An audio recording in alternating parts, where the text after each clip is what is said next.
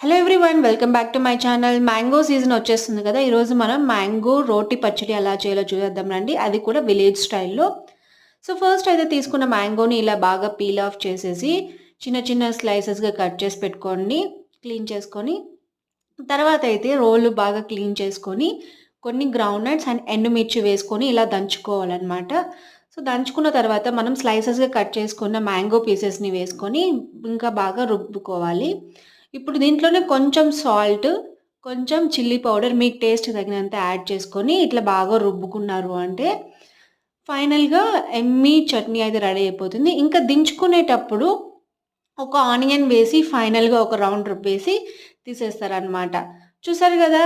Yummy and crispy mango chutney అయితే ready అయిపోయింది. ఎంతో టేస్టీగా ఉంటుంది. మీరు గూడా ట్రై చేయండి. అండ్ ఎలా వచ్చిందో కామెంట్ చేయడం మర్చిపోకండి. అలాగే మన ఛానల్‌ని సబ్స్క్రైబ్